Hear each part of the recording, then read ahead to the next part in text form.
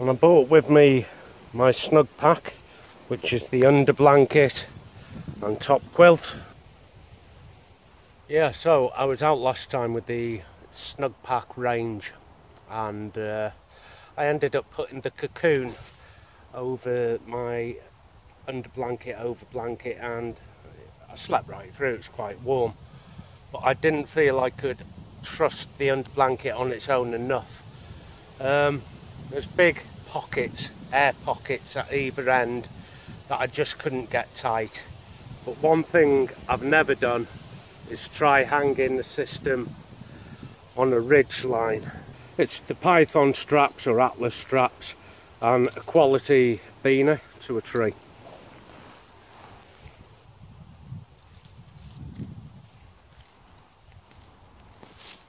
And hammock out in the standard way.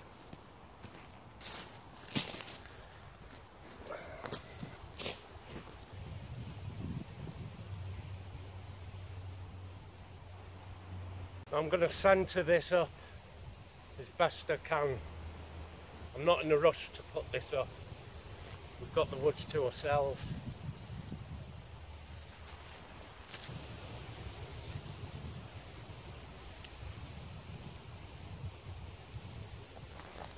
There you go, as near, damn it, I've got 33 degrees both sides. Just need to get in this and just measure it up.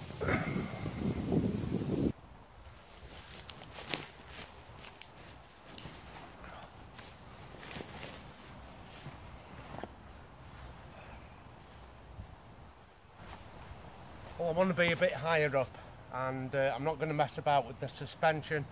I've left a V shape with the suspension on the tree, so I can just literally lift the suspension strap up the tree.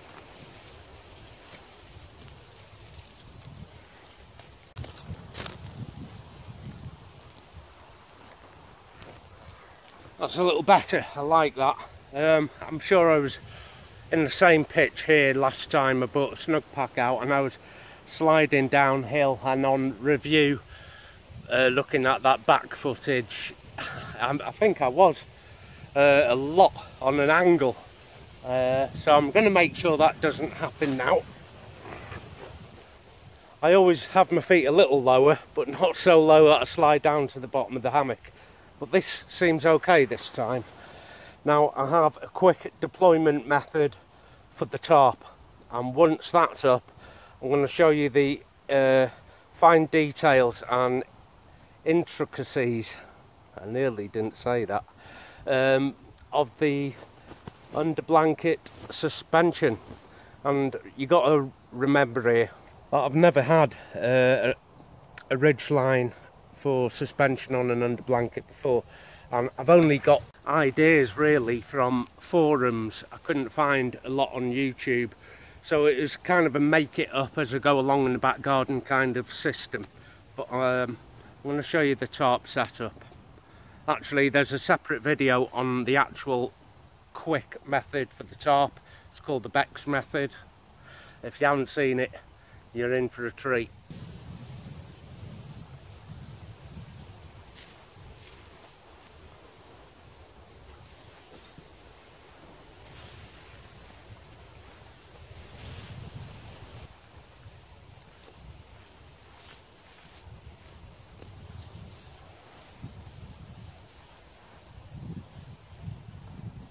Go. How's that for you?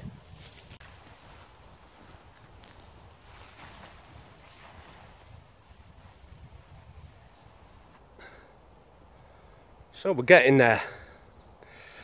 For those of you who don't know about the Snugpak, it's this little bit here that hangs under the hammock. It's flapper material that has a big space in it there that I just don't like. And I struggle with it. Now, I've put a couple of tabs on a lot lower down than the factory fitted tabs, about 2 inches, about, I think it's a little finger's length, just to give you a rough idea. But if I lower this shot cord onto the ones I've put in and take that straight up to the beaner, it eliminates that little hollow there. Another idea that I liked on YouTube was some guy had sewn a webbing in here all the way around and put a shock cord in so he could cinch it up, and that's something I might even do. But this tarp system seems to agree with me.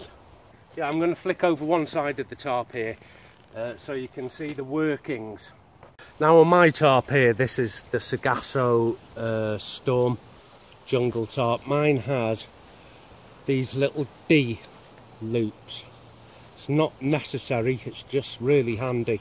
To make this modification, you'll be using your webbing, the tie-out webbing here, if you haven't got D loops. So from one D loop to the other, I've put this, and it's just a length of paracord which I'm going to use as an internal ridgeline. It's all held in by a slip knot, so it's fully adjustable. And you notice the ridgeline is not required for any support of holding up the tarp. It's a separate ridgeline here, and then that comes to that D-ring. Holding up the actual tarp is just separate cordage. Now for this next bit, I used 2 prusik loops, and it's just a section of paracord tied in a circle, and it gets wrapped around your main cord, and it goes through itself a number of times and looped around. 2 of them connected to beaners. So these are the channel lines, one either side of the underblanket. I've just put them both into a beaner, which is temporarily held onto this beaner, but this now needs to go up into this D-ring. Remember, if you haven't got a D-ring, just put a beaner through your end webbing. It'll have exactly the same kind of effect.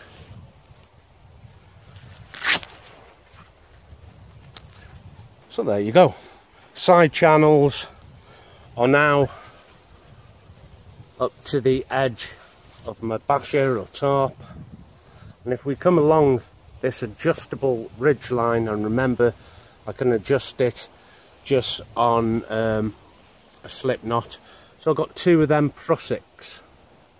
I've got one at one end of the underblanket, and if we come over to the other end and come up over it, it's the same thing here.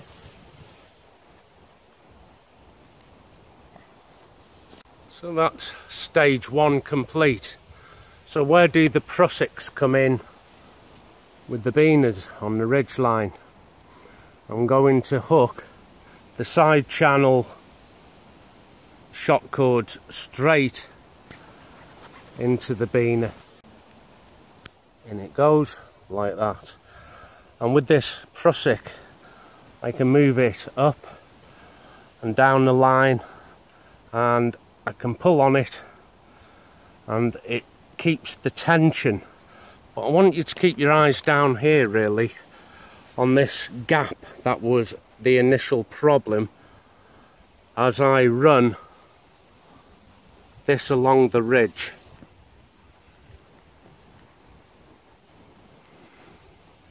It's closed that gap right down.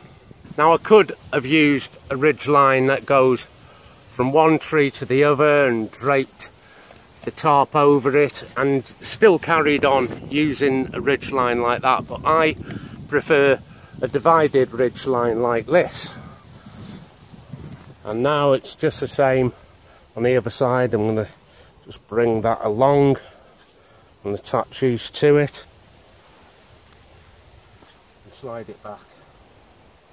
If you have a look at the end of the Snugpak underblanket, it comes into a 45 here, and all I've done is follow that 45 with the prusik there holding up the side channels, which remember have gone to the D loop on the basher.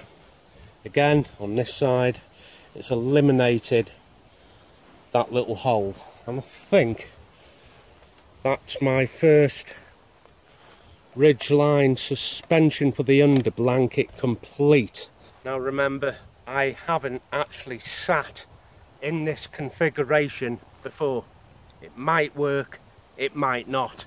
This time I haven't bought any cocoon or roll mat, any secondary insulation. Either this is going to work or it's not. Now I have pulled the underblanket right down and I can almost get it to the floor, so it's not going to put any stress tension on the actual end of the tarp itself here, I hope.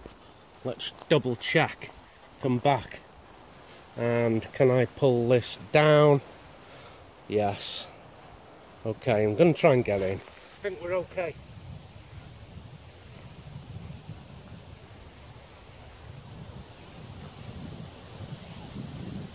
But these tabs here on the end of your Snugpak, when you get it, doesn't have any shock cord. So I'm going to buy some shock cord, one on each, to the end of the suspension, and it will make a secondary suspension. And as I pull on this loop, which currently doesn't have any shock cord, you see it'll take these wrinkles and bunching up out of the underblanket. Got some on order, but it's not going to be here for days. I could do with it now. If I like this system, if it works, I'm going to keep it in this configuration. I'll bring the tarp out each and every time I come out. But if we have a look down the D-ring, side channel lines have this little extra. They have a lot of extra. I could borrow some of that. I could snip some off. Now I haven't got enough shock cord from the channel to cut, but I do have these end pieces which I could actually tie straight onto said loop and give it a little pull. So it's simple overhand knot, and it has straightened a lot of this out. Another one here and do the same. So that's a lot of the bunching that's been taken out of this. I'm going to test it again. Now I've brought the sides up here, so I'm going to let them down for now. And for some reason over the past few weeks all my nails have fallen off, more or less. You know, they crack right along and split. And they're splitting very, very low down, so it's painful. And I've never had that problem before. I've been told it's lack of calcium, but I mean, I love my dairy products. So I haven't got any nails to pinch this little bit of shock cord here to pull it through the little cord lock. So I've put a key ring between the cord and the cord lock, and I can pull and let it go in the night, because last time I was out I was picking away and I had my teeth on it trying to pull it. It was that tight, I just couldn't get at it.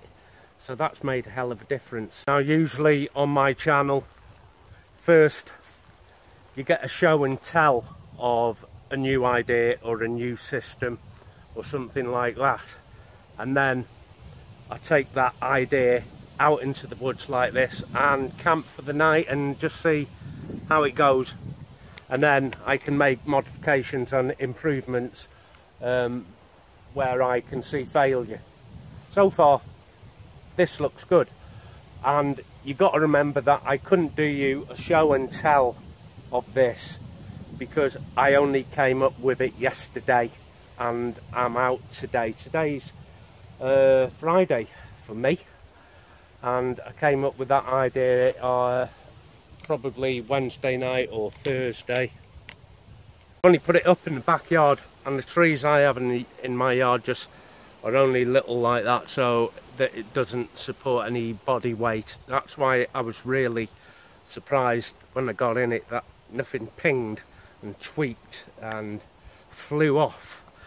So it was just a concept yesterday and now reality. Now what I'm going to do is put the camera down where we saw that open end before we started, and I'm going to get in it and we can see if it has in fact closed that hole right up by modifying it like this.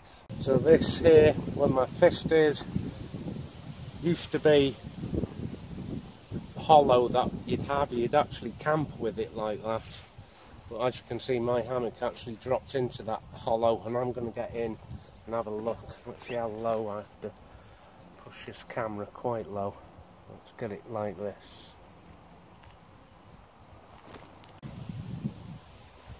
Okay, I'm in a position where I'm lying down. Here's my head here. So that system there that I put up, I took it slowly for demonstration purposes, but the few times in my backyard I've set that up, it's only taken less than 5 minutes, and as you can see I have the Bex method for putting the tarp up really quick. Now the whole system is still incredibly quick to take down. I just undo the beaners, one on each tree, and everything is unified.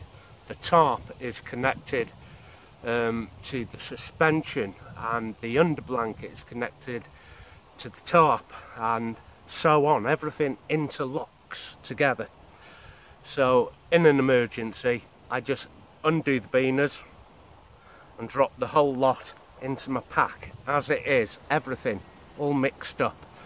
Now I have tried that, it does work, but all the guy lines get knotted, but that is not a concern if I have to move quickly, and neither would it be a concern if the tarp is wet.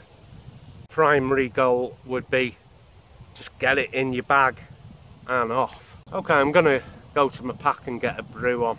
Now I do change from different packs, and each pack has a different kit for camping in, so the only things I swap over are the sundries. And for me it's the same sundries. It's a knife, it's a wash kit, it's a fire making kit, and a head torch. So them 4 things I just swap from one pack to the other. One pack might have a bivvy system in, another pack has Snugpak in, and so on. I've collected packs on the car boots and things like that over the past 2-3 years, so I'm well stocked up on pack. So now I have a dedicated pack for each of the systems, and there's a lot of systems that I've created over the years, and we're going to have a look at that. I think it's coming up late autumn, where we have a look at what is in each of the packs. So I've got the booster +1 stove like we had last time, and I've been on eBay just looking around, and I've seen these stoves, they've even dropped even lower in price. So for the fuel bottle, the pump and the stove, I've seen one for 30 quid. Now this time with the booster, I bought this little grate. It's off an old barbecue, and it helps sit smaller pots. Now you're not going to hear anything with this stove going for the next few minutes, so it will be an opportunity for me to get this brew on.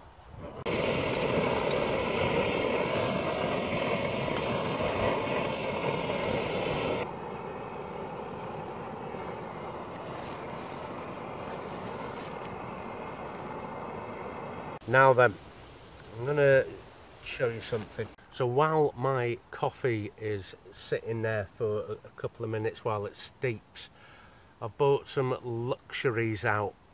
So my kit is a little heavier than it should be, and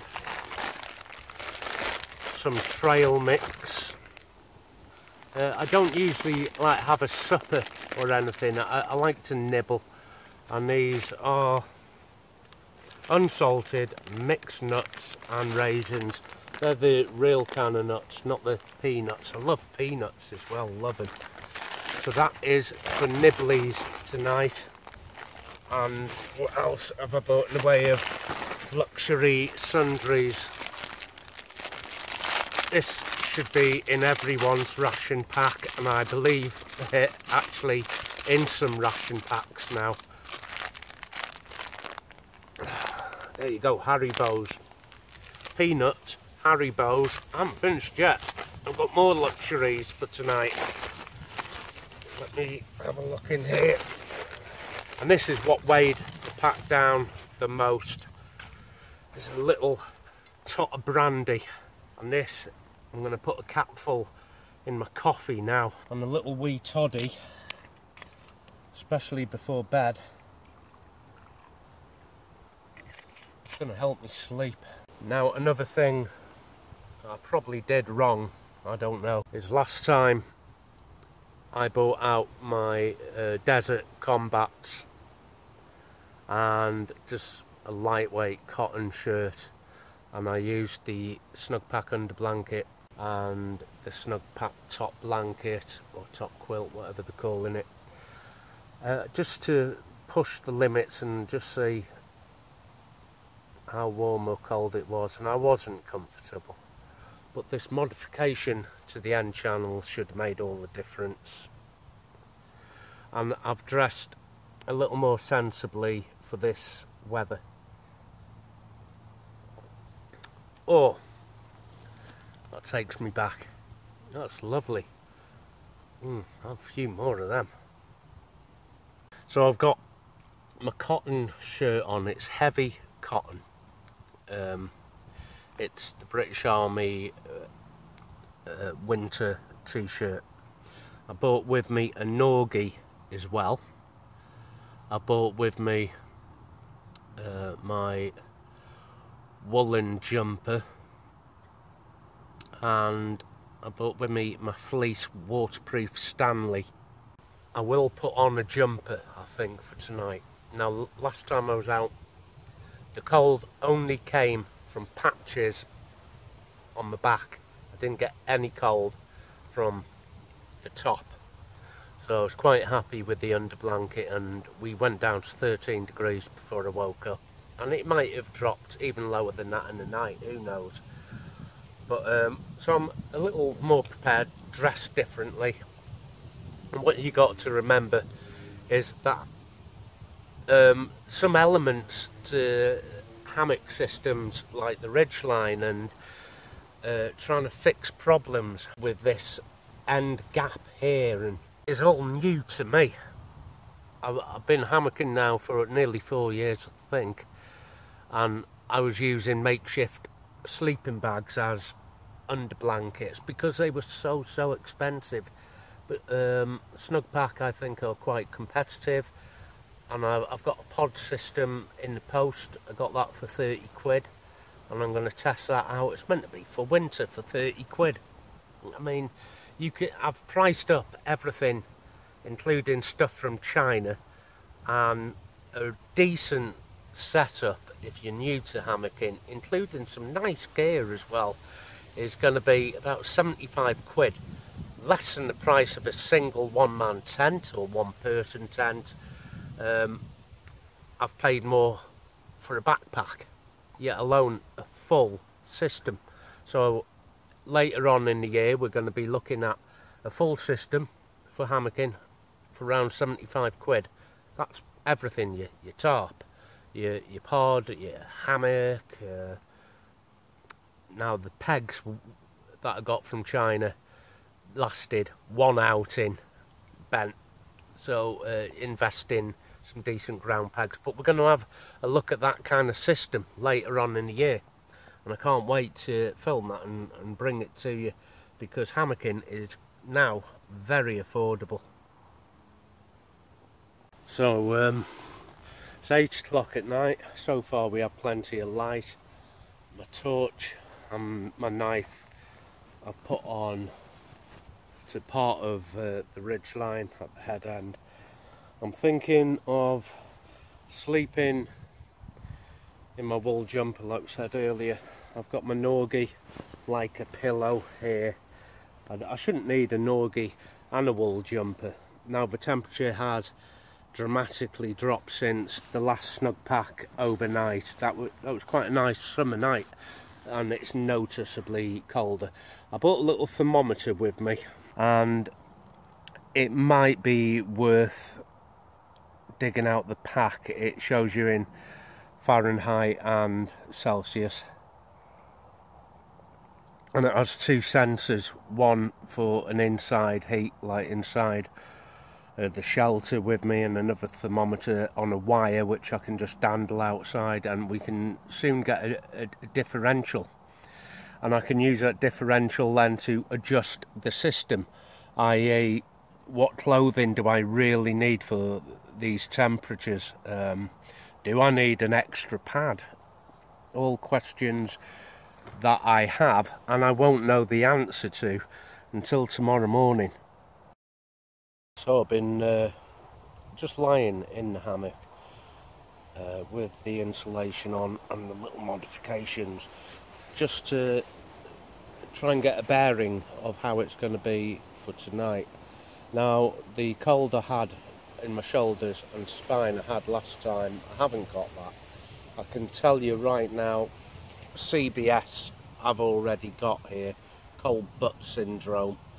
And I was reading forums before I came out about how to set up a synthetic. Now, with a down underblanket or underquilt, you get it right up next to you. I might even slacken this off. I'm going to try it both ways. I really just have no idea with a synthetic bag like this just how tight it should be. So I can imagine tonight is going to be a lot of up and down, loosening and tightening things up until I get things just right, or I'll just wake up in the morning with a cold butt. Anyway, on the summer rain camp, my hammock gear 20-degree bag worked very well. It took me down to 15 degrees. I modified that as well, but that was with an aid of a 3/4 length inflatable. And I think combining a very small 3/4 length inflatable takes up hardly any room in the pack. It's incredibly lightweight, and just add it to your underblanket system. It is going to give you a significantly better night's sleep. With me, it'd be under my butt right now. If you have a cold back, get it on your back, and I've already explained in other videos about how to overcome your pad from slipping in your hammock.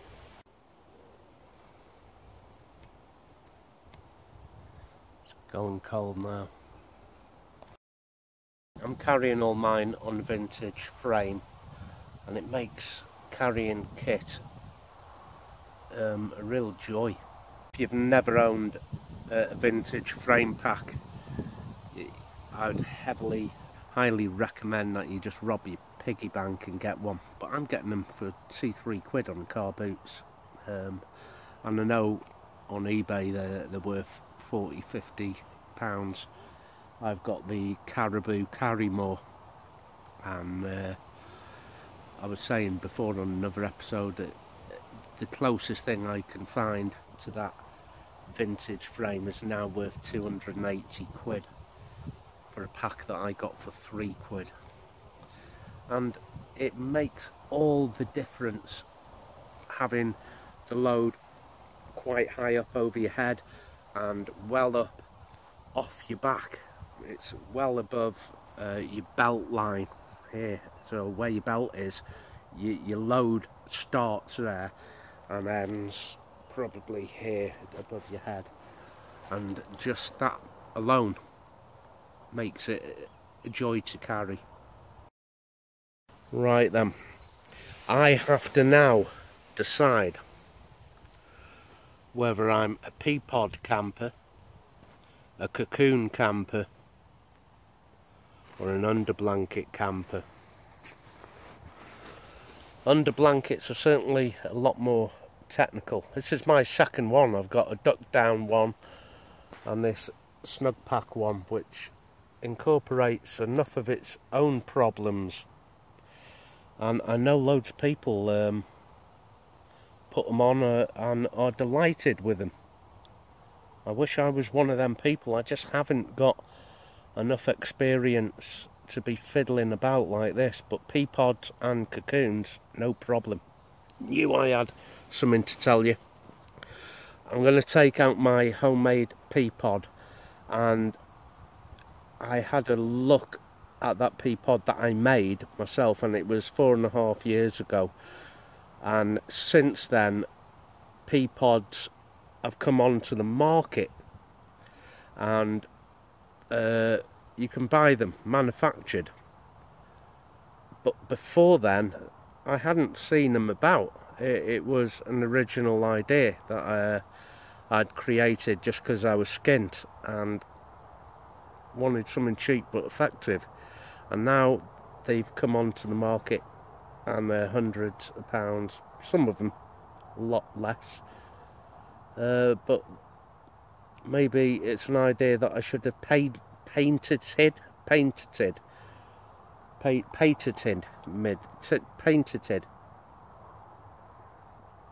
and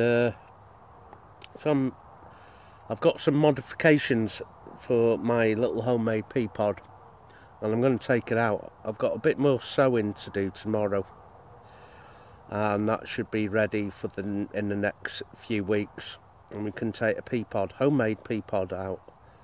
Nice little ridgeline. Put my glasses on. Quick look out the basher. Nice and quiet. I'm pretty organised here, you know, for some reason. I'm not usually like this. I've got everything in little bags and in a row.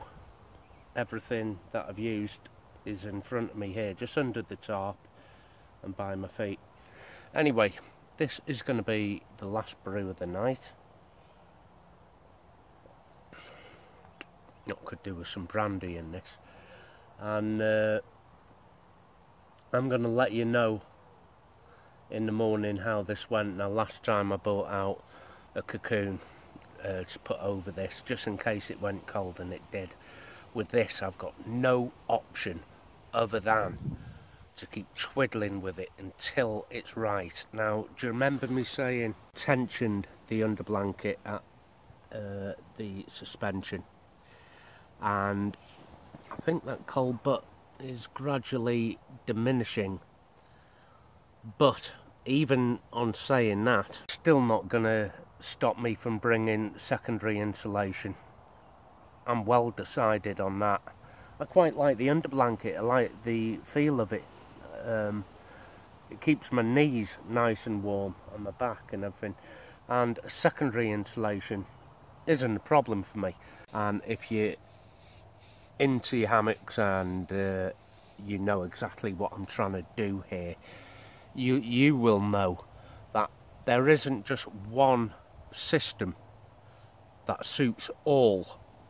There are many dozens, maybe hundreds of different ways you can set up a hammock and your suspension and your underblanket. There are hundreds of ways. I could have had a continuous ridgeline. It wouldn't have made any difference to the underblanket, but you can have a tarp ridgeline, a hammock ridgeline. There are so many different options to pitch in this. I'm going to top this up with you know what, and I shall see you in the morning. And I should imagine after a few little top-ups I'll sleep like a baby. But next time I'm going to bring a little radio with me so I can listen to classic FM, maybe read a book, a few more of these. And that's me, a happy little bunny.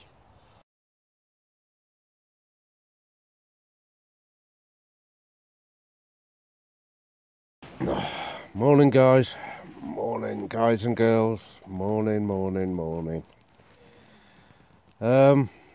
It's about 5 o'clock in the morning, and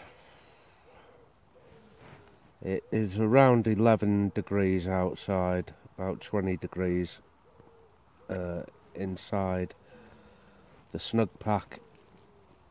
I think I've maxed it out at 10 degrees for me. Let me see if I can get my little thermometer going, find out what we got. 11 degrees for the outside there. Ignore the time, I can't set that. 11.1, and inside temp 21.